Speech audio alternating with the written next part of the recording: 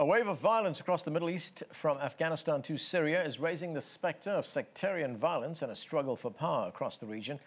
In the latest violence, at least 12 people were killed and more than 20 injured during an attack on the Indian consulate, as we've just heard from our correspondent in Afghanistan. This took place in the eastern Afghanistan city of Jalalabad. The attack comes as the United Nations announced more than 1,000 people were killed in Iraq in July, the deadliest month in 5 years. CCTV's Nathan King has more for us now from our newsroom. Nathan? That's right, Anand, and August is not starting well too. Up to 19 Iraqis were killed on Saturday, scores more injured across the country, and families being ripped apart. Nadim al-Jabouri mourns the death of his two sons. They were killed in the latest round of sectarian violence in the Iraqi capital of Baghdad.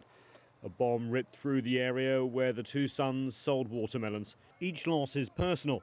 In Iraq, Syria and elsewhere, the death toll is mounting. According to the United Nations, 1,057 Iraqis were killed in July. That's as the UN announced the Syrian death toll had passed over 100,000. In the latest attack this weekend in Afghanistan, 9 were killed and more than 23 injured as the Indian consulate in the eastern city of Jalalabad was attacked. The attack raising the spectre of tensions between long-time rivals, India and Pakistan in the region. But it's perhaps the widening hostility between Sunni and Shia branches of Islam that is the most worrying. Fueled by the Syrian conflict, especially since the Shia militant group Hezbollah entered the war on the side of the Syrian government, which is dominated by Alawites, itself a spin-off of Shiism. The battle for the town of Qusair on the Lebanese border pitted Sunni Islamists against Shias in a very direct way.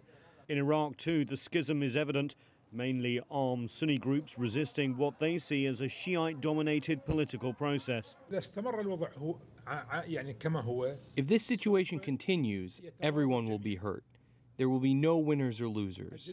It will mean the country is lost, the failure of the political process, the failure of political leaders, of the government, of everything. This divide also has a regional dimension, with Sunni Saudi Arabia and Gulf states like Qatar supporting Sunni Syrian rebels, while Shia-dominated Iran supports the Syrian government, Hezbollah, and the Shia government in Baghdad.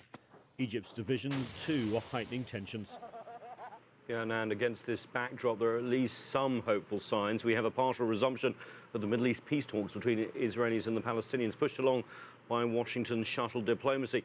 U.S. Secretary of State John Kerry believes that if the long-standing conflict is solved, then tensions across the Middle East would subside. And for many decades, that would have been guaranteed. But now, with the civil war raging in Syria, a military intervention in Egypt, and Iraq sectarianism spiking once again, even substantial progress in Jerusalem or Ramallah may have little effect on the region. Back to you.